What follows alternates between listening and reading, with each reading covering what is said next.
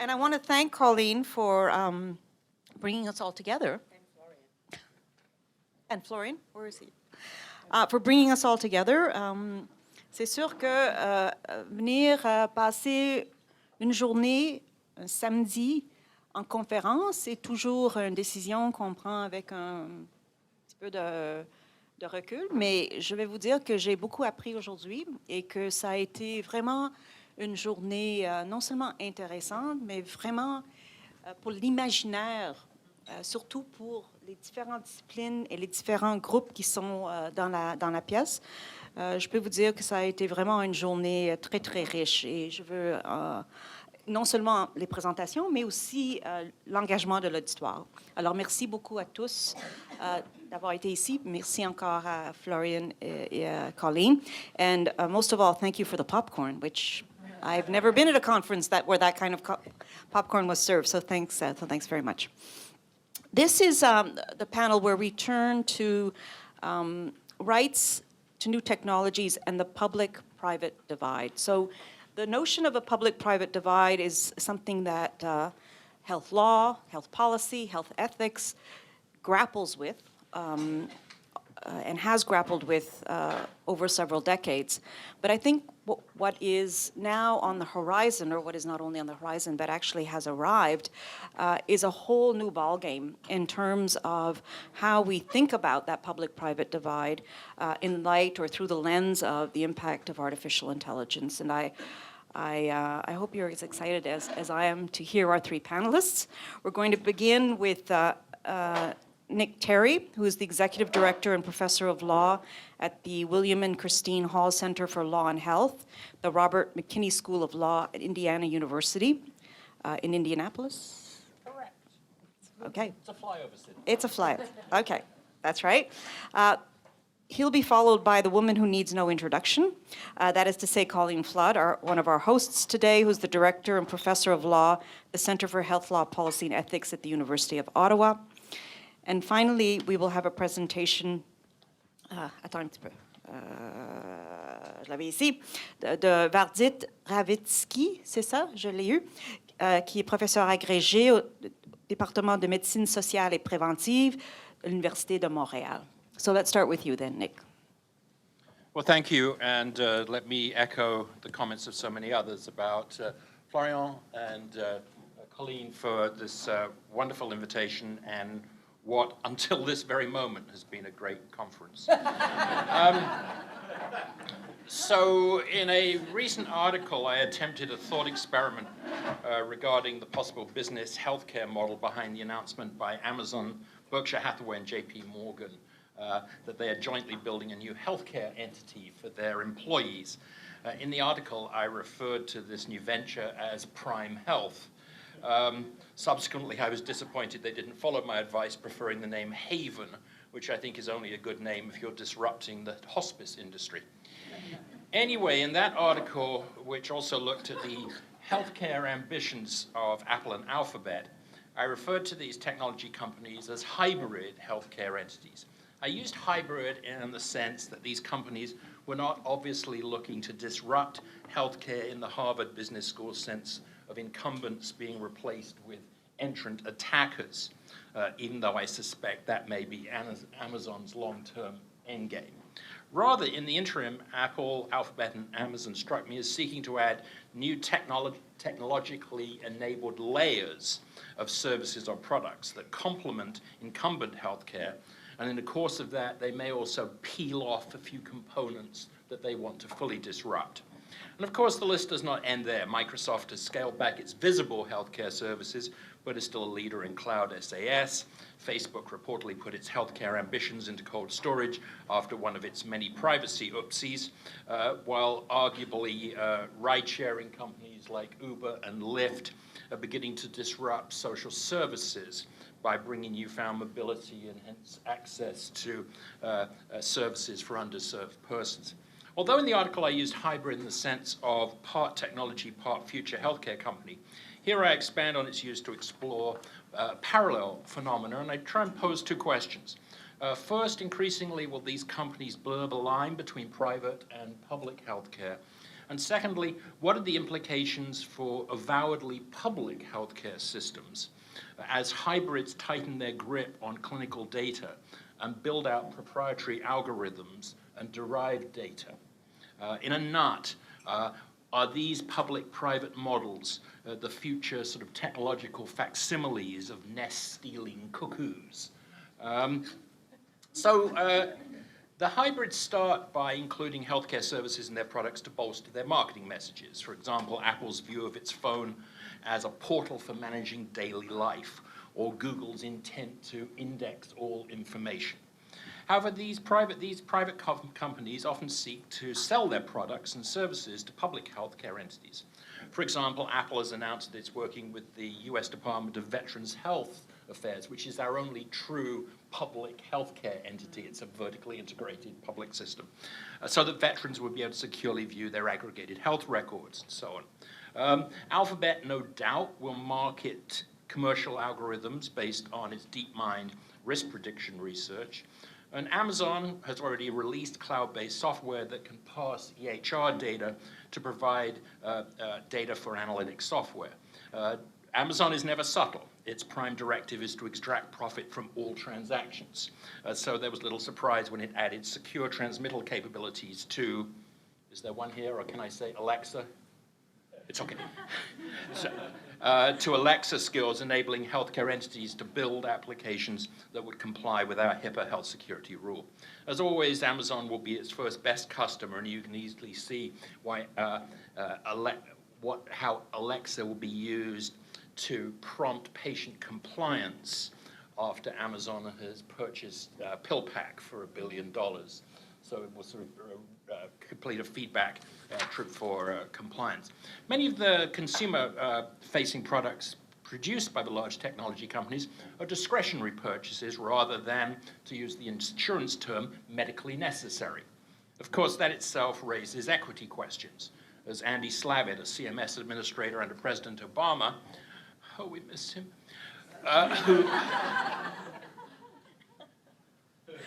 too soon? Who now leads a venture capital firm, remarked, quote, "We need to stop investing in the third Fitbit for the 50-year-old upper-class person and start innovating for people who have common diseases and conditions but live in communities with low access to care." A comment amplified by a recent comment by Melinda Gates of the Gates Foundation, quote, "I would also love to see more tech innovation on behalf of the world. Let's create the next thing that tracks my dog." That's fun and nice, but come on, there are people dying. But what about arguably medically necessary, non-discretionary healthcare services, increasingly incorporating AI and other advanced technologies? In the US, perhaps more than any other country, the question of whether a healthcare technology will be implemented is as much dependent on whether its use will be reimbursed as it is on any other type of regulation. A classic example would be telehealth, which has been relatively dormant, but now CMS, our major public funding agency, seems to have rediscovered it, and so we're seeing some more activity. In the US, that reimbursement decision tends to be a function of intense lobbying, followed by federal black box policy making. In contrast, other countries, particularly in Europe, use NGOs or at least somewhat autonomous agencies that provide new technology assessments that factor into drug or device approval or their inclusion in formularies. The UK version being NICE, the German, which is my favorite acronym ever, is ICWIG. In the case of healthcare AI, at least early on, where we have a relatively low evidence base vis-a-vis existing treatments. In a new article, I argue that rigorous cost effectiveness and comparative effectiveness analysis should be baked into any AI regulatory regime. For example, there's been consistent negative reporting concerning IBM's Watson supercomputer. Having set its sights on becoming the preeminent cancer treatment system, Watson for oncology appears to be struggling both as to its capabilities and its implementation. And we've heard previous references to the MD Anderson partnership and so on during the conference. It's arguable that other major players in healthcare AI are barely playing by market rules. For example, it's been reported that Google's DeepMind posted losses of $164 million in 2016 and $368 million in 2017. Essentially, these hybrid big healthcare tech companies are cross-subsidizing their AI from other parts of their business. So, for example, the cost of DeepMind's collection and processing of clinical data may in part be designed, to improve Google's overall search terms and to learn more about its users so that their marketing service can offer more, quote, value to advertisers. One final big picture observation about the future economics of the interaction of the disruptive technologies on traditional healthcare, and I recall our lawyer economist's comment last night, which made me think of this. Mobile apps and wearables, one sector here, tend to disrupt the demand side by providing alternative, more convenient, low-cost health and wellness services and products outside of the traditional health system. In contrast, AI tends to focus on existing healthcare services, but by substituting technologies for humans, looks to disrupt the supply side, right? And so reduce costs that way, which I think is an interesting frame for some of this. So what about AI technologies that maybe negatively impact public policies? AI and associated technologies clearly can have positive impacts. For example, public and private payers both are already users of sophisticated AI data mining designed to detect fraud and otherwise analyze performance. Most of these the U.S. Medicaid program integrity provisions of the Affordable Care Act and so on apply here. But AI comes with some worrying baggage. AI and big data are particularly adept to population segmentation. This could have important positive effects if, for example, the AI is used to direct services to where they are most needed with the goal of increasing population health or delivering precision or personalized health care. However, such segmentation can also be used for technological redlining, impacting access to care, for example, by denying healthcare insurance to the sick or imposing higher premiums or tiering drugs on the basis of diseases associated with sexual preference, age, or ethnicity.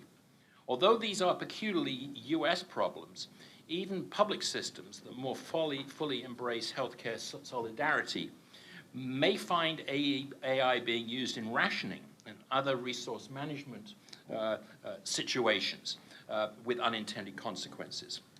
Health insurer enthusiasm for healthcare AI must also be scrutinized because of how they may use lifestyle data.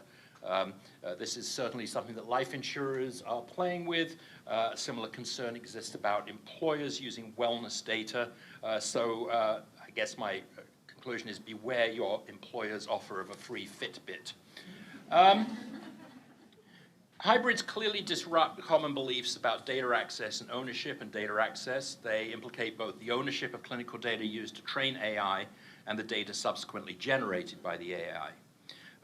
Alphabet, Amazon, Apple have all indicated an interest in closer integration of their technologies with clinical data, much of which comes from public sources. Perhaps the strongest and most obvious example is DeepMind's controversial relationship with the Royal Free Trust in London, giving it broad access to EHR data, a relationship which caused additional concerns when Alphabet decided to integrate DeepMind into its core Google division. Concerns about these public-private relationships are usually expressed in terms of data protection questions. For example, if Google matched health records to Gmail emails. And indeed, that was evidenced by the UK Information Commissioner's report that the Royal Free data transfer had failed to comply with the UK Data Protection Act. However, it may be that these kinds of relationships may be better framed as public goods issues or social goods issues, as our clinical data, our public clinical data in many cases, is being used to generate private profit. AI should be the quintessential public health tool, mapping out what we need to do to reduce social determinants of health and improve health equity.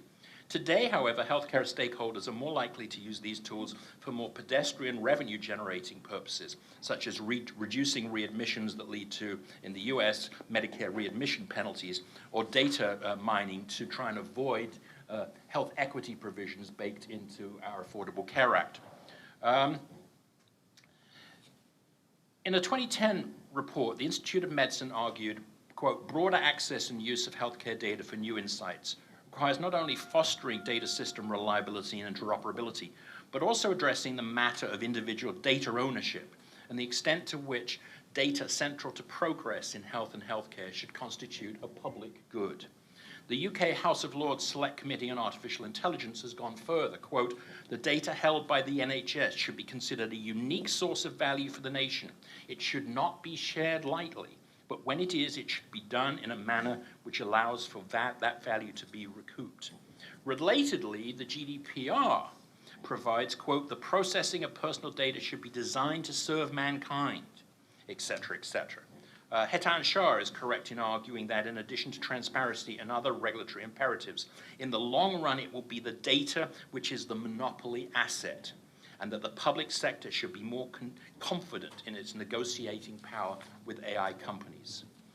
Among European countries, there seems to be more interest in open data sets for AI training, and the EU Commission has proposed the creation of large, common, secure data sets to make data sharing across borders seamless while ensuring GDPR compliance.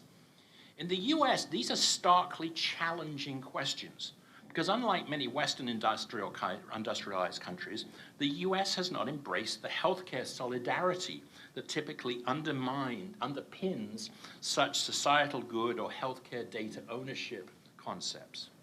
All may not be doom and gloom. For example, Google includes, quote, be socially beneficial as the first of its objectives for AI applications. It's also launched a competition called AI for Social Good, which is a global call for nonprofits, academics, and social enterprise from around the world to submit proposals on how they could use AI to help address some of the world's greatest social, humanitarian, and environmental problems. Of course, a more dystopian interpretation of Google's policy is that it's illustrative of Shoshana Zuboff's surveillance capitalism thesis, such that private actors will provide free access to advanced healthcare in exchange for all of our health data that will then be used to train the AI and produce profitable predictive products. These are key issues. Alas, it's an open question whether the US debate over the regulation of healthcare AI can be expanded to include societal good and public goods issues. In the US, the addition of these hybrids, these additional private parties involved in what is essentially a private healthcare system with some public reimbursement, will likely be met with the always popular, what a screwed up system we have, followed by a shrug. But I would suggest that outside the US, what may better perhaps be described as stealth privatization may require more rigorous study.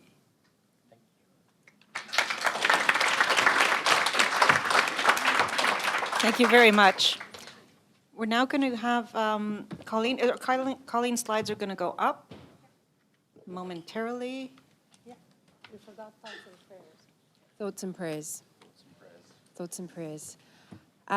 So thank you so much, Nick. That was fantastic. I've got a bit of a rambly talk, so I'm just going to truncate it down a bit. So I'm going to scream over a few things and get to the points, because I know we're all a bit tired by now, despite the popcorn.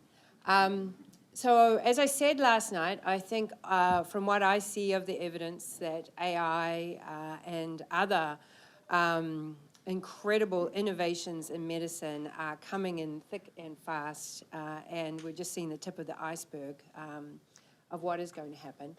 And I think that overall, that is going to result in higher quality and overall safer care. So that's the good news. But I think, as Nick has indicated as well, that this torrent of innovation will severely test publicly funded healthcare systems. And the concern that AI, which we've heard in a number of other spaces, could exacerbate inequalities and divides between the haves and the have-nots. So we've been talking mostly about artificial intelligence today, but it comes in all sorts of different forms as well. So we're seeing this, incredible, powerful computing combined with insights and knowledge from the fields of genetics, which Vardit is an expert in, 3D printing of organs and robots, the Internet of Things and artificial intelligence. The Internet of Things, I think, being a field where we will see a lot of innovation in healthcare, as we saw from Jen's panel, around inputs into the brain, chips, sensors, communication devices. So when we think about that from a Canadian perspective, there are some problems in terms of what we include and not include in healthcare, the basket of healthcare services. I just have this slide. I'll just stop here for a minute to say one of the things I found interesting was, there's a lot of talk about disruption of radiology and that radiologists will be the first to go. I kind of like this insight from someone saying that actually they think it will be first trauma surgeons.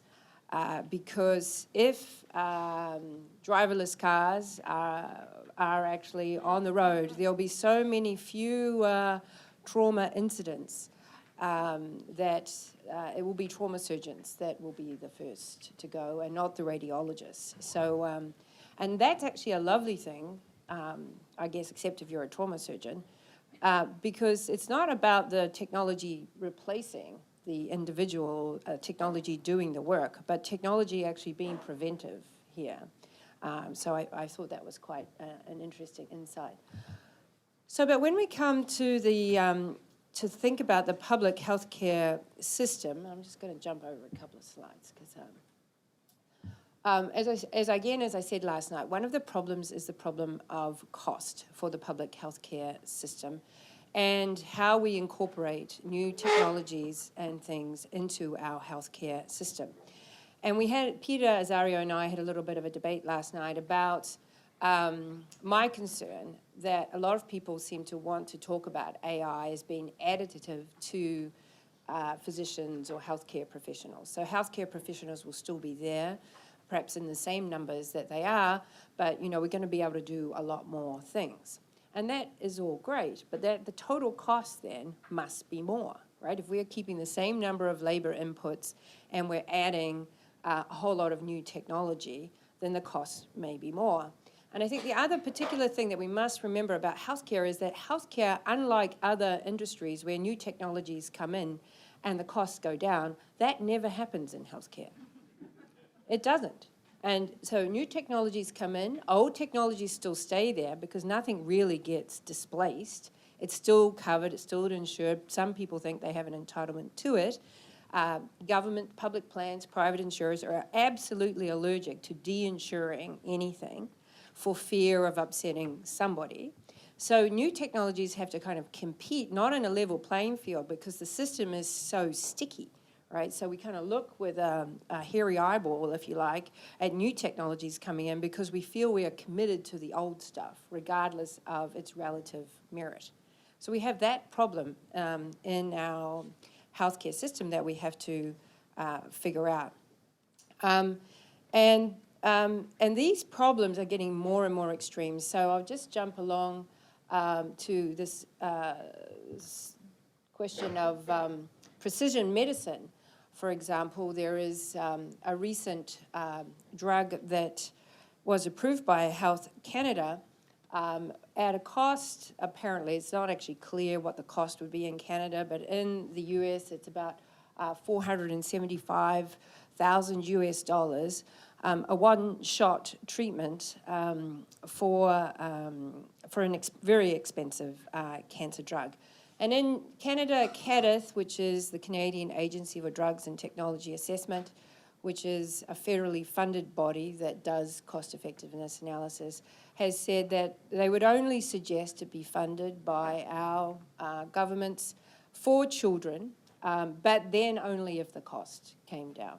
So, so these are, pretty big choices that we're having to make. And I'm not suggesting that all AI or anything in that manner will be of this nature, but these are coming at us fast and furious in our public healthcare system, precision medicine, new technologies, AI devices.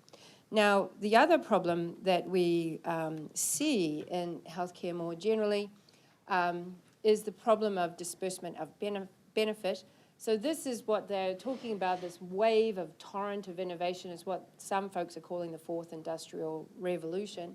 And if we look worldwide, though, we see that, the second revolution, which is sort of the industrial,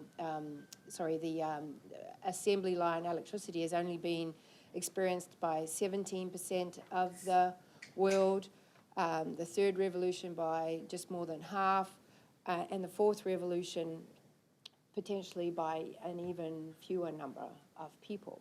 So I think this is something that we really have to consider here. And in Canada, we have a system that is not a pure public healthcare system. It's not the NHS in England. It is really a hybrid between the sort of British and American models. And in particular, we do not cover pharmaceuticals on a universal basis for everybody, and we do not cover devices. So artificial intelligence is going to come mainly in the form of a device. And so unless it is used in a hospital setting, it will not, by default, fall into the public insurance basket. You may qualify for it in some provinces if you're very poor or if you're elderly, but it will not, by default, fall into the public insurance basket. And so there are, of course, as most of you know in this room, a lot of movement towards pharmacare, because we realize that in pharmacare being universal coverage for drug insurance, and I think that it is critical that we start to think about including devices in that movement. So if Canada finally moves ahead and includes drugs in its basket of universal coverage, it will only then have caught up with the rest of the world in the world that has universal coverage or pretends to have universal coverage by including prescription drugs. Finally, we'll have caught up with the rest of the world. I would like to see us take a leap forward and actually include devices, particularly given this portended huge flood of innovation coming in the form of AI. And I think that this will be essential so that we do not have this kind of divide that some folks are anticipating. I think it's also essential that when we think about rights then in this context, what is my right to health care? That, in my view, I've long argued this, that we shouldn't have a right to a particular thing. Like my right to a medically necessary drug or device is an erroneous way of thinking about it, because when we thought about it in the 60s, we wrote down medically necessary hospital and physician services. Today, that is really out of date, still important, but devices, drugs, new kinds of therapies are really where it's at. So we need to develop a kind of concept of a right that can shift through time and space. And to me, that means a right to a just and fair process. So this is a sort of Daniel's kind of idea of accountability for reasonableness, that we have a just and fair process for determining what is in and out of our publicly funded basket. And I think, things that are worthwhile, such as new AI, will fall to be publicly funded and considered on the same basis as a doctor chopping your bunion off, right? So that seems to me to make sense. And then another issue that we have, I think, is for health technology assessment, and Nick was talking about this. So we have two senses in which we have regulation of AI devices. So first, there is approval by the regulator as quote unquote safe, right? So the device that you're implanting in your brain or your heart is considered safe enough given the benefit that one could proceed. Okay, that's the first thing. But that doesn't mean you necessarily get it in your public healthcare system. Then the payers have to decide, and the payers are largely at the provincial level and not at the federal level. So the federal level makes this decision about what to permit, if you wish, on the market. And as Nathan was saying, they're pretty leery of holding back innovation, blah, blah, blah. So they want to let everything through the gate, right? Then it falls onto the payer to have to make the hard call about whether or not it's included, right? So I think these health technology assessments is going to be increasing pressure on health technology assessment as this gigantic wave of innovation comes in. And I think one of the things they're not doing, which I just want to put a plug for, is actually considering some of the legal questions that arise. So they try to assess ethical questions, but they don't seem to have the capacity or the ability yet to really look at legal questions like privacy laws, and discrimination laws. So I think this is actually going to be a really important piece of the kind of quasi-regulatory framework. And I think it'll be a good discipline for the whole system of AI, is if, it's being scrutinized in this way. Doesn't mean you can't buy it if it doesn't clear this path, but it won't come into the public system. But that being said, if that's all true, and we are having this torrent of innovation coming at us, and not all of it will be able to be publicly funded because of limits of resource constraint, and or because it's not very good, right? It's very expensive relative to its benefit. We are going to see, I think, necessarily, which we already are, an increasingly growing privately financed sector, for better or for worse. And this is where I think we do hark back to Vanessa's talk at the beginning about self-regulation.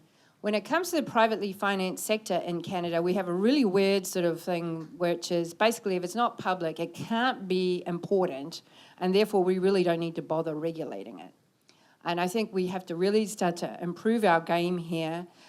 So I'll give you an example: cosmetic surgery, IVF services, anything like this is very lightly regulated, light touch, and we've had lots of problems with quality and safety in those areas. So as this torrent of innovation is coming at us, we are going to have hard choices about what's in and what's out of publicly funded Medicare. And then if we are leaving things out, I don't think we should necessarily throw people to the market. I think we should think about how to make sure that if they're purchasing things that are of dubious effectiveness, but we've considered it safe enough for consumption, that we regulate it appropriately so that they are safe, at least, in their consumption choices. So there you go.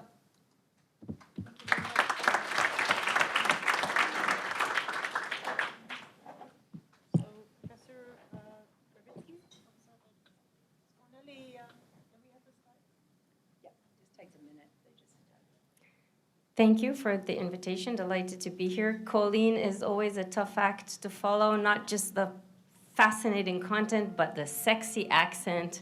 I could listen to you all day. My talk, I think, is appropriate for the stage of the day. It's short, and its message is simple and straightforward. And it's coming in the last slide, so bear with me. My focus is really, I'm coming down from the level of healthcare systems to the clinic, to the clinical encounter. I'm a bioethicist, but I think this talk is really in medical ethics in the old-fashioned sense of the term. It's about what happens between doctor and patient. And I want to start with a couple of points that are the historical context of what I'm trying to say. And that is that medicine traditionally has been hermetically closed to outsiders. And I'm talking about centuries of a medical ethos of the clinical encounter being this private sphere that is extremely protected from any type of intrusion. So MDs, I went back to the title of the conference, MDs were seen for thousands of years as sole decision makers vis-a-vis their patients. So we're talking about the long-standing tradition of paternalism, and vis-a-vis society. So their professionalism, their expertise protected them from any type of outsiders basically telling them what to do. And of course, this started breaking down in the 60s with the emergence of bioethics as a movement, not just as an academic reflection on medicine, but rather as a social movement. And there was some resistance to this intrusion into this sanctity of insular relationship. And I'm thinking here about the fantastic book by David Rothman, Strangers at the Bedside. How many people in the room are clinicians? Oh, and how many would qualify themselves as bioethicists or ethicists? So what are you guys? So if you're going to be reading one book about the history of bioethics, I recommend this one. It's it's a page turner, and it really contextualizes bioethics as the social movement on the backdrop of the emergence of human rights and consumerism, et cetera, and what happened when this insular clinical encounter was forced to open up and include all of a sudden the lawyers, the legislators, the ethicists, and the public at large. Society all of a sudden had a stake. So this created some resistance, of course, after centuries of this insular tradition. Of course, my point here is that something similar might happen with the expectation of the sphere opening up to machines making clinical decisions. This is where I'm going. Another element is that we have this perception of medicine as blending medicine and art. So this sense that there's something intuitive about clinical decision-making. The idea that medicine requires skills that must be learned through practice. The sense that it's something about the lived experience of delivering healthcare that cannot be replaced. And in fact, if we think historically, the personal experience of the clinician preceded evidence-based medicine. Your doctor was as good as the number of patients he saw before you.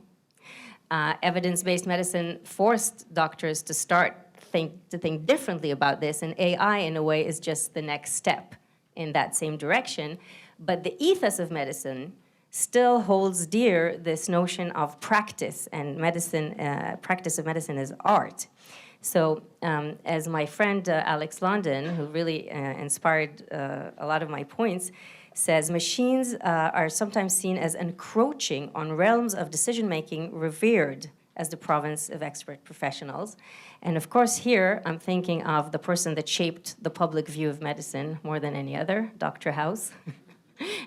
And this notion of the sanctity of clinical judgment and this something that happens in the psyche of the doctor that just snaps and produces the best outcome. In fact, the little bit of studies that we have show that professionals routinely overestimate their performance, even in the face of emerging evidence that machines often outperform them. Now, of course, we have to be careful. There's a relatively small body of evidence, and this is all emerging. Let's not hype this. But again, the point I'm trying to drive is that there's a lot about the ethos of medicine that could lead to a degree of resistance, even when the technology is ready for integration. So AI in the clinic could help us with diagnosis, with prediction and prognosis, with treatment decisions. These are all matters of life and death in many cases. Well, maybe I'm being a bit of a drama queen, but in many cases, there would be matters of life and death. And we're faced here with another challenge, which is the black box decision nature of integrating AI. So here I'm referring to performance versus capacity to explain, or explainability, again, inspired by a great paper that I highly recommend in the Hastings Center report by Alex London, where he talks about the fact that we have a long-standing tradition in clinical judgment about combining empirical and theoretical knowledge and being able to explain to patients why we offer a certain treatment or deliver a certain diagnosis. So we would a doctor would tell a patient, you should eat broccoli, and that would be the experience, the empirical part. But the doctor can say, because the nutrients in broccoli promote your health in this and that way. Machine learning is supposed to tell you what to eat, but not worry about the theoretical background. So machine learning is supposed to be theory agnostic and just glean the outcome from the large amounts of data. So the issue is, If medicine is performing better, but losing its ability to explain the theoretical process behind the best outcome for you, is it losing something that is inherently important in the clinical encounter? Is the responsibility of the doctor to deliver care, can it still be met if this decision is delegated in a way that loses its explanatory power? So we have a few issues. We have an ethos of sort of what I call the sanctity of the clinical judgment. We have the issue of the overestimation of healthcare providers about their ability to perform. And we have the issue of potentially losing, to a degree, the explanatory nature of the clinical encounter. And on the backdrop of all these, I want to make a strong argument from an ethical perspective in favor of the integration of AI into the clinical encounter. And my message is very simple. Medicine ought to embrace the power of AI for the benefit of patients. It is imperative to responsibly adopt AI. Neglecting to rely on highly accurate algorithmic decision tools is, love this quote, potentially lethal hubris.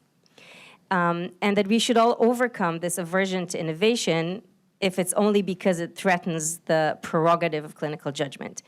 The ethical foundations of what I'm trying to argue are, of course, the principles of beneficence and do no harm. That's a no-brainer. But what I'd like to add to this argument is a human rights approach. And here I'm talking about the right to benefit from the advancement of science and its applications. And this is a right that's been promulgated decades ago already in the Universal Declaration of Human Rights and later in the International Covenant on Economic, Social, and Cultural Rights. It has been signed and ratified by many countries, including Canada, but it has been, for lack of a better phrase, a dormant right. It hasn't really been used. It hasn't really been applied actively in any way. And it's being picked up recently in the context of genomics, of precision medicine, when we have new technologies that could enter either the healthcare system or at the clinical level, and there's all sorts of resistance to their integration. And I'm a part of a group led by Bartha Knoppers. The group came up, her name came up, this right came up already. And the work that we've been doing was looking particularly at genomics technologies such as CRISPR, mitochondrial replacement therapy, stem cells, and the notion that within the volatile debate around the implementation of all these technologies, we should, amongst other things, but we should take this right very seriously. When evidence emerges, when evidence becomes robust enough, when the technology can deliver, it's not just a matter of professionals' willingness to integrate it into their work, or of the public values for and against certain new disruptive interventions, but that citizens have a right to benefit appropriately and in a properly regulated way from the best that science has to offer. And that this is a strong argument in favor of sometimes moving forward despite all sorts of resistances. So my bottom line is this right has been recently applied in other contexts. It is important to also apply it to advances in AI. And I'm calling for openness to the integration of human and artificial intelligence in medicine. And this is where I want to say another word about the hype. I think in the public imagination, the way these things are reported in the media, tomorrow morning doctors are gone and robots are in the clinic and we're only talking to machines. I live in Ottawa, and this was an opportunity to tell my kids to come to the talk because I never speak here. So last night at the dinner table, they asked me, what is the talk about? And I started explaining, and they said, it's not interesting because by the time we grow up, there'll only be robots in the clinic, and physicians will be a thing of the past. There will be no need for them. So I think this is the hype of the technology. We're miles away from having the capacity to deliver this. But moreover, I don't think it would be optimal in the sense that to optimize the integration, we need what Topol, in this great paper in Nature Medicine, thank you for sharing that, Colleen, he calls it the symbiosis of the human and the artificial. And I think, of course, the healthcare professionals will be there, they're here to stay, but they will have tools that enhance their work in ways that are unprecedented. And this leads me to the last point I talked about, the sense of responsibility that clinicians have for the final word in the clinical judgment that they are uncomfortable in delegating to a machine. There's, of course, the compassion. And we talked about it last night. People need someone to talk to. There was this recent scandal about a cancer diagnosis, terminal cancer diagnosis delivered by telemedicine, and the family was outraged by the lack of compassion. I don't think any of us will ever want to get bad news from a robot. And I'm really glad that the keynote ending today is about, what did you title it? Compassionate care in the era of artificial intelligence, because I think this is one aspect that will necessitate this symbiosis going forward.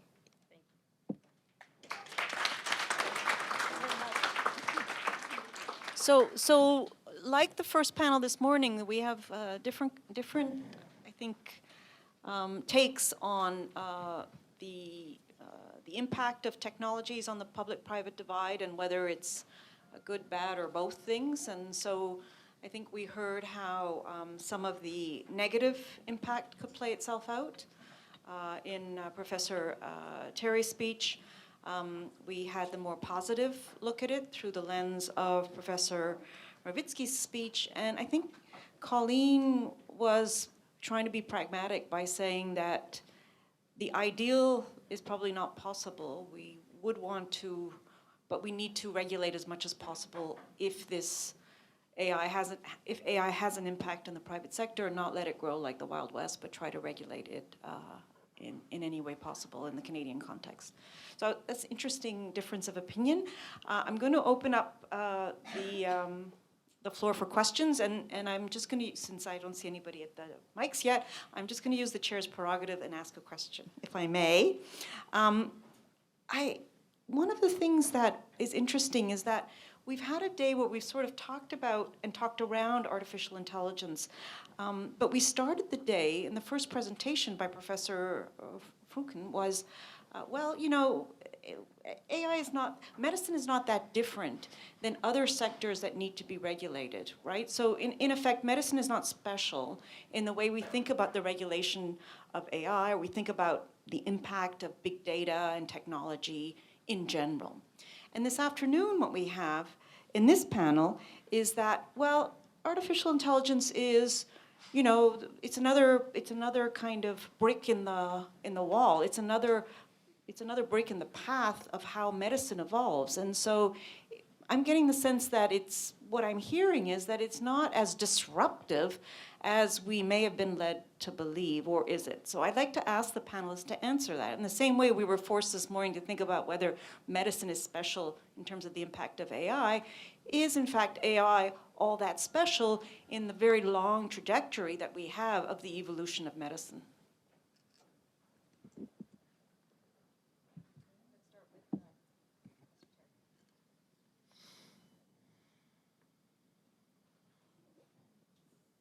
When you don't know the answer to a question, follow the money. Right? In the US, the healthcare expenditure is $3.5 trillion a year. It's US dollars. The other asset, so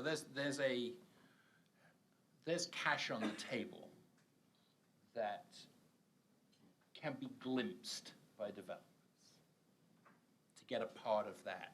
If you're Amazon, a percentage of every transaction, you can see that driving interest. You combine that, I think, with an asset, which I forget the excellent presentation earlier today, but I thought was dead on, which pointed out just how much healthcare data there is. we have so much clinical data, so much payment data, so much claims data, and we've never really been able to do anything with it. It's just lying there, right? It's change between the cushions of your sofa, right? That we've just left there.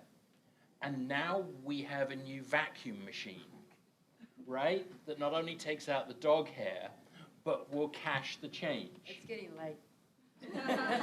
Too far? Really. Okay.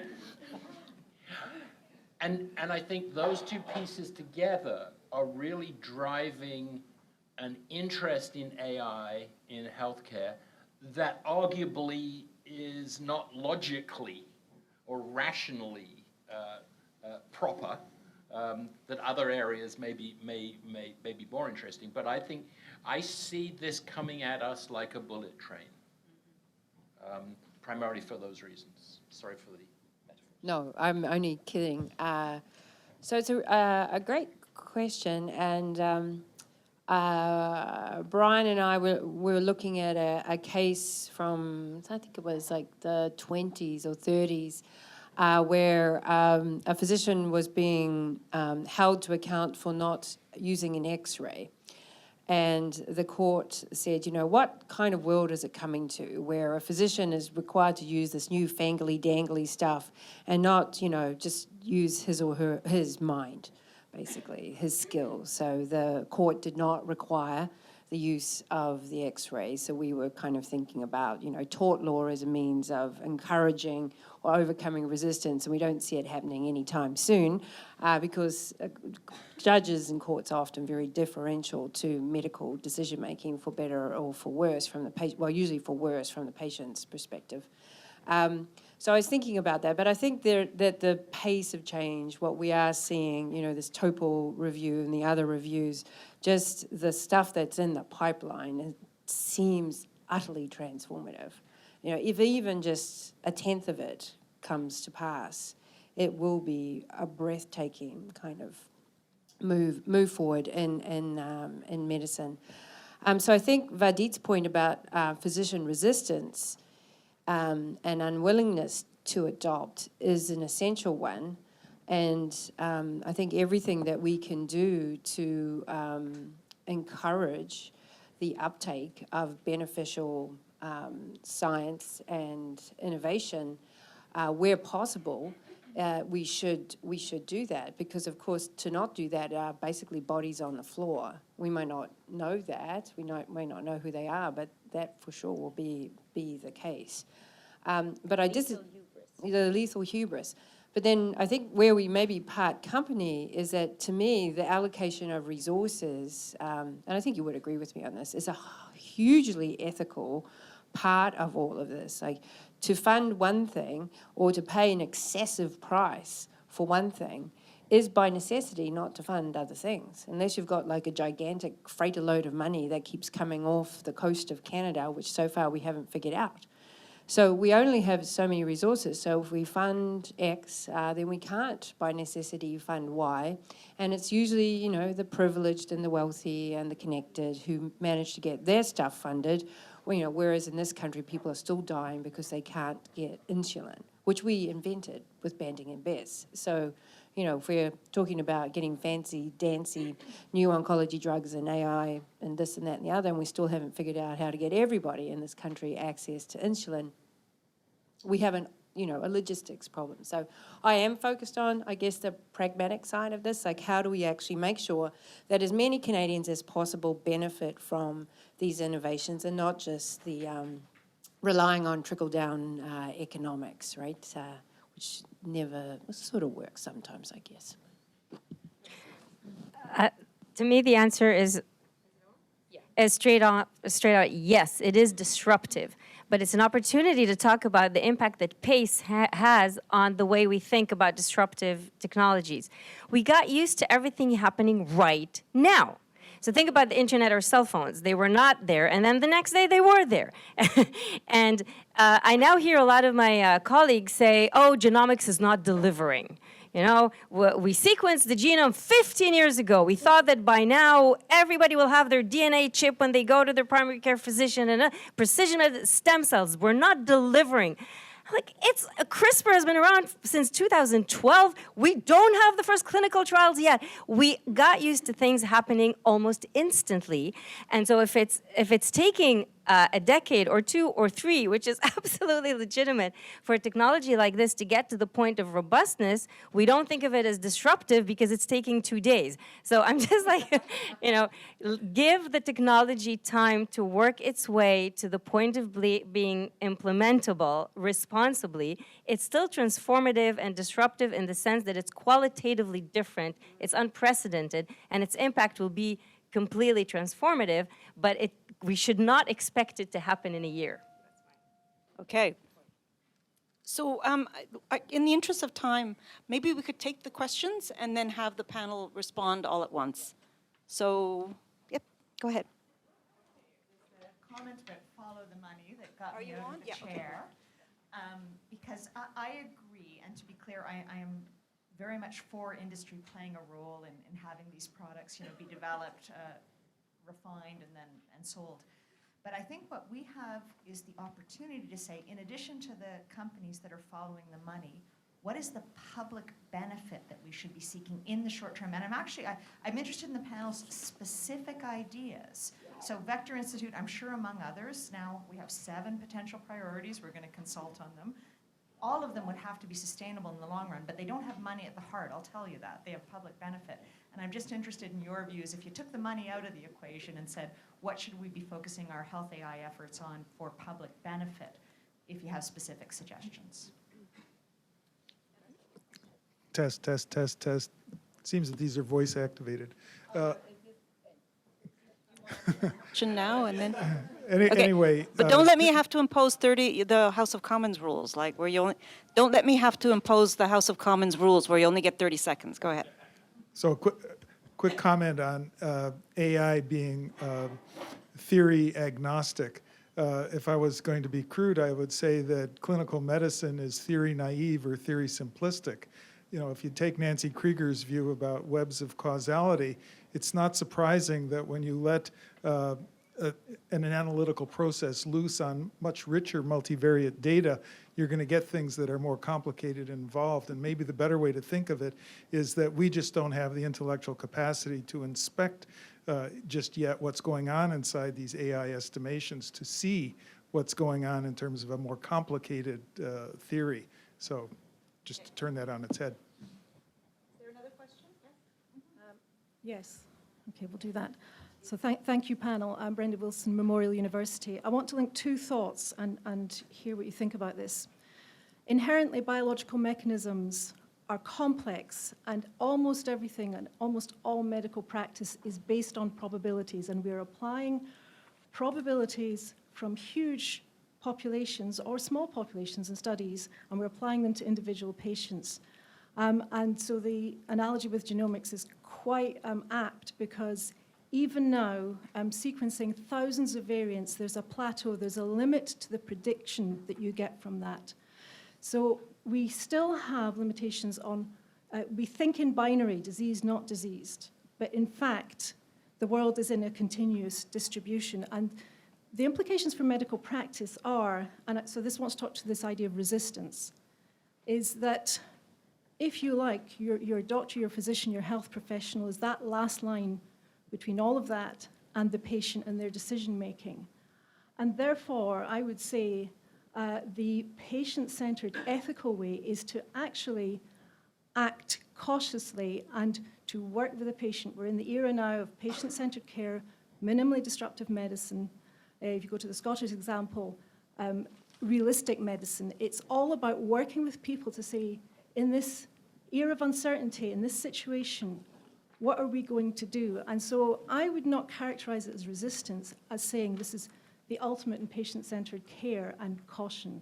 And I think we've learned that from genomics, and that's why so many, especially family physicians, were still waiting for them to embrace it. And they said, well, I'm still not sure that this is good for my patients. So I'll just put that there. So let's have Professor Ravitsky answer and then go on.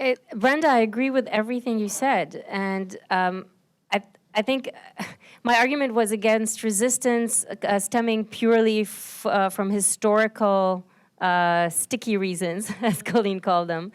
But to do this optimally and responsibly, as I said, the human factor is critical, and we just should see it as a very powerful tool, but not more than one tool in the ever-growing toolbox of those delivering care. I'm going to respond to Allison's question. So am I. Okay. So I find it problematic when we conflate health goals with innovation goals, and in my mind, I think we should keep them separate, and that seems to be not what we do in Canada right now. So when we talk to the regulator is as concerned about prompting and not quelling innovation as they are about safety and quality. Now, sometimes they go together because, of course, we want a pipeline of innovation to produce safer and more high-quality products.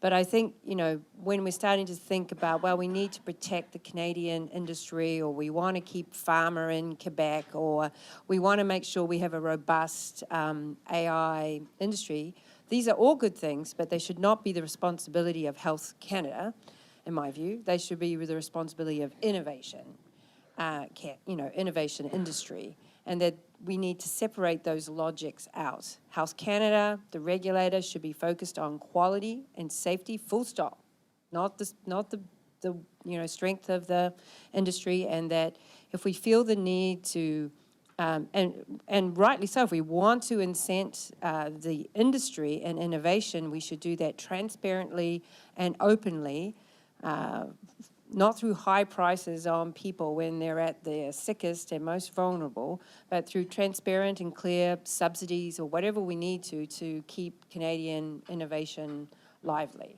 So that usually goes down like a cup of cold sick, but it is, I just see too often this problem of regulatory capture of regulators and not enough clear kind of view about what they should be doing there. So basically what I'm saying is if within a company, for understandable reasons, their innovation pipeline starts with what might have profit at the end, as public sector organizations, we have alternatives to that. And there are things that we might pick up and carry, which we would never expect a company to pick up and carry. Oh, yeah. And so that's my question. What are those things? And I really like the question because I don't think it's something we've talked about very much today. We've talked about primarily we've talked about AI in the clinical experience. I mean, we've moved around a bit, but that's primarily been our focus.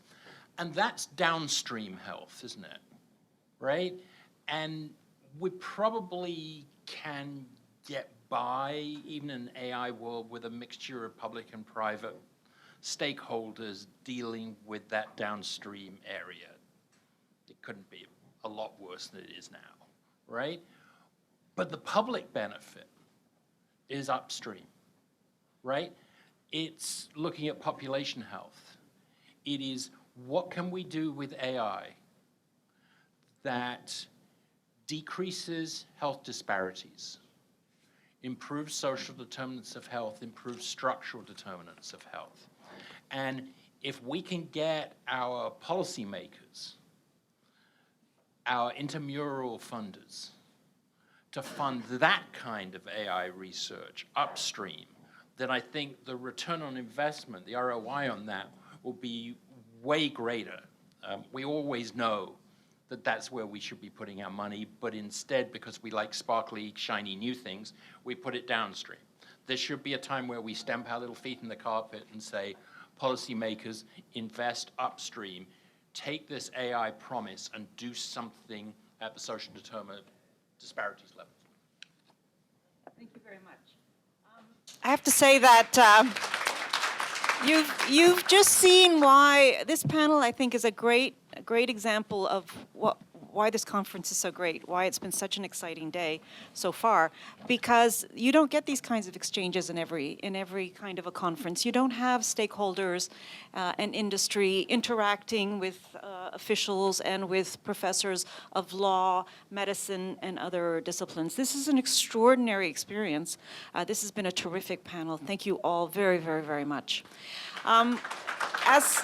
As Colleen mentioned to me, we've saved the best for the last. And after a very short break, where you're welcome to have more popcorn, the closing keynote will be on compassionate care in an era of AI, adapting health professions education. So Brian Hodges will be delivering it with a comment by Professor Terry, and Nairan Martin will be the chair. So in just a few minutes, we'll reconvene. Thanks very much.